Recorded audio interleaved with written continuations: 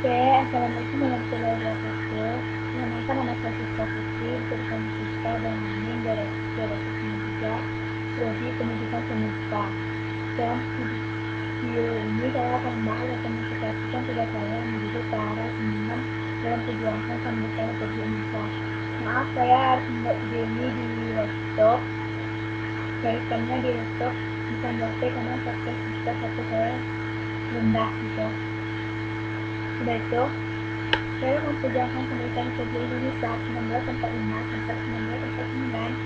1949 yang terlibat di dalamnya itu kaum politik dan kaum militer, dan bukan hanya kaum politik Indonesia saja, tapi seluruh kaum pada lapisan rakyat Indonesia dan termasuk juga seniman-seniman lainnya. Anjani, Jaini, Avandi, Bahir, dan Sugiono melalui tulisan khusus dan tulisan Maginta dan Maginti Ismail melalui lagu-lagu berbahasa Indonesia. Nama-nama mereka itu sangat terkenal di seluruh rakyat oleh masyarakat, khususnya Jawa Barat dan umumnya oleh masyarakat. Dan tidak banyak juga para seniman berjuang namanya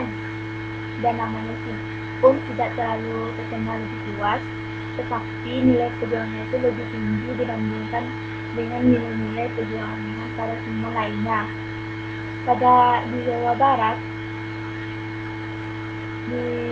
Barat itu pada perjuangan kemerdekaan Republik Indonesia itu tidak dapat dipungkiri pada awal kemerdekaan Republik Indonesia melalui lagu Halo Halo Bandung yang menyelenggarakan semangat pejuang, dan semuanya itu ikut memberikan semangat pada para pejuang Indonesia di medan perang.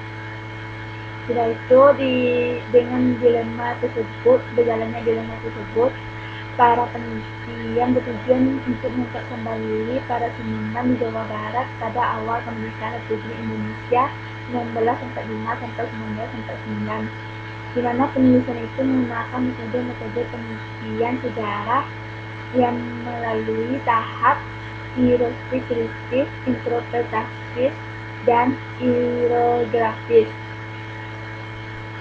dan propaganda Jepang dalam bidang pendidikan dan kebudayaan, tidak kalah pentingnya di dalam bidang politik.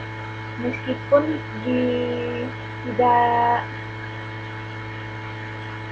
tidak secepat perubahan di bidang politik dan kekuasaannya, Jepang berusaha mengubah politika cara berpikirnya orang-orang Indonesia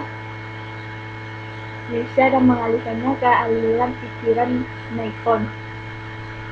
atau pikiran Nippon. Dan pada tanggal 1 April 1943, 7 bulan setelah pembentukan Badan Pusat Kesenian Indonesia, Jepang meresmikan Keimin Bungkaswidoso, Badan Pusat Kebudayaan. Di dua bidang tersebut, Jepang merangkul banyak seniman-seniman Indonesia dengan seniman-seniman Jepang yang ingin membentuk modal kebudayaan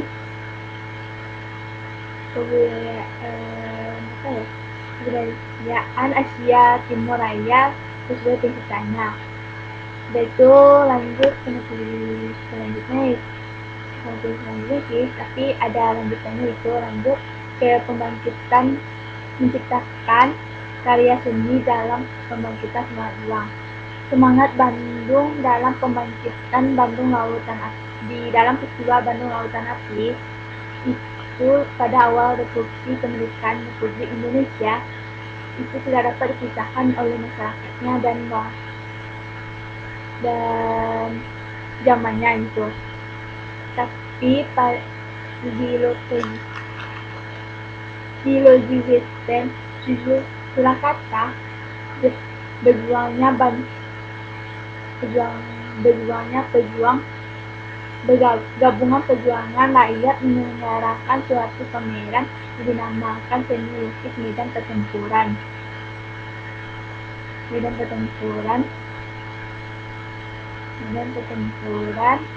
untuk menyelenggarakan semangat pejuang. Pada masa itu, lakon-lakon pameran yang dipentaskan bertema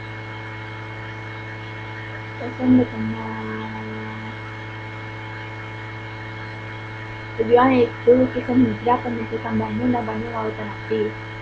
Pada masa itu, lagu Halo Bandung itu sangat populer di seluruh Indonesia, sehingga setiap daerah ini mengubah versi Halo Bandung sesuai daerah mereka masing di seluruh Indonesia katanya.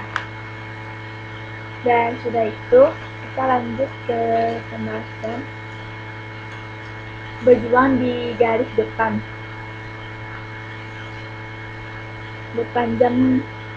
Zaman perjuangan kemerdekaan Republik Indonesia itu menuntut semua warga Indonesia untuk mengimbangi dharma baktinya, tidak peduli itu baik wanita atau laki-laki, orang dewasa atau orang tua, anak kecil, kaya atau miskin, penjabat, menteri, dan maupun pejabat lainnya.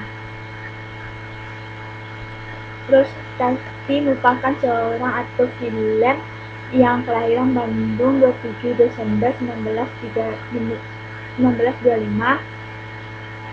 yang dimana daerahnya dilandasi peperangan untuk pembentukan kemerdekaan Republik Indonesia. Ia berusia 20 tahun, dan pada 1947 Riosteti ditangkap Belanda dan bekerja sebagai penyiar radio di Bandung. Dan demikian pula Rostam Affandi yang lahir di Purwokerto pada 7 Agustus 1929, dan dia seorang aktris film yang pada masa itu mengundang dirinya pada Badan Keamanan Rakyat Indonesia, yaitu BKR. Masih banyak lagi sih aktor lainnya yang berjuang di garis depan, seperti Rami Bidresmilan yang lahir di kota Bandung 16 Januari 1932, dan R.A. Dedi Ismail yang lahir di Cianjur 10 April 1905, dan Irfan Haryadi yang lahir di kota Bandung pada 27 November 1930. Oke, kita lanjut pembahasan berikutnya, yaitu berjuang di daerah musuh.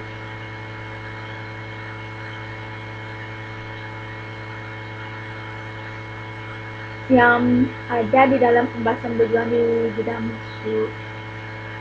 dalam daerah musuh ini, yaitu sejak pasukan marinir Belanda memboncengi pasukan Sekutu mendarat di Tanjung Priok 30 September 1945, yang situasinya saat itu sangat genting banget, dan kegentingannya itu memaksa Dwi Tunggal Soekarno-Hatta untuk hijrah ke Yogyakarta pada bulan Januari 1946,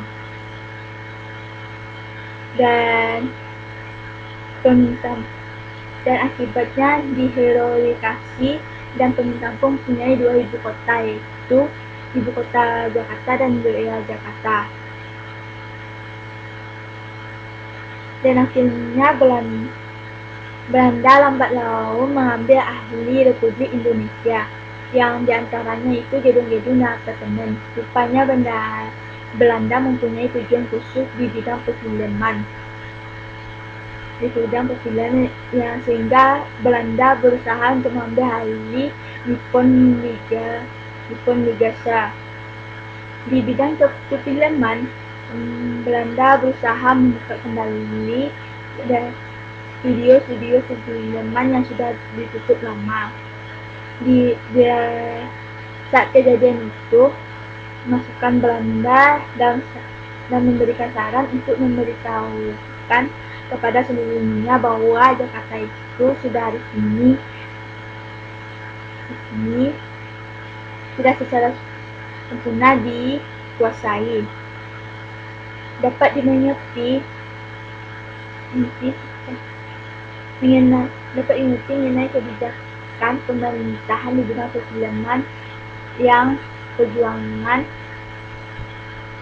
secara ekonomis dan moral, di mana pada saat itu pemerintah sangat membutuhkan dana dan ingin untuk mempunyai biaya perjuangan dan ingin mengharapkan bantuan dari pihak manapun.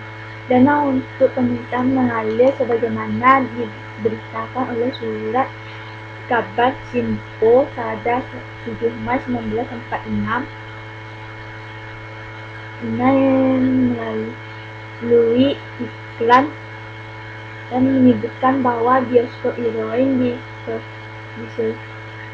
di Glodok melokasikan 70% dari pendapatnya untuk membantu perang di Bandung, yaitu usaha-usaha kalang perfilman itu untuk mempertahankan perjuangan kemerdekaan Indonesia itu tidak berhenti dalam menyumbang dana peperangan, dalam pengumpulan dana peperangan.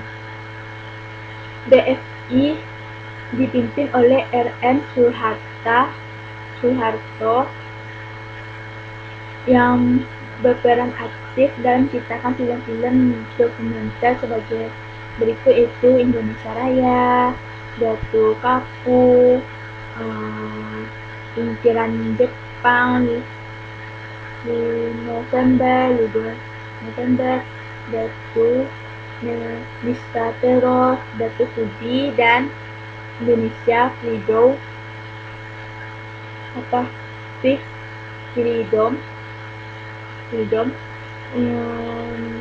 yang dengan rekamannya 1 reel dan 4 reel. Sebuah rekaman tersebut sudah disebarluaskan seluruh dunia melalui rekaman kiriman rekaman melalui ke Amerika itu dengan Most of Them, dan juga dapat didengar oleh Persatuan Bangsa-Bangsa, yaitu PBB. Oke, cuma itu yang pembahasan bisa saya sampaikan di sini. Semoga teman-teman bisa memahaminya apa yang saya sampaikan tadi. Jika ada kata-kata saya yang salah atau ragu, mungkin tolong dimaafkan. Wabillahi taufiq wal hidayah. Assalamualaikum warahmatullahi wabarakatuh.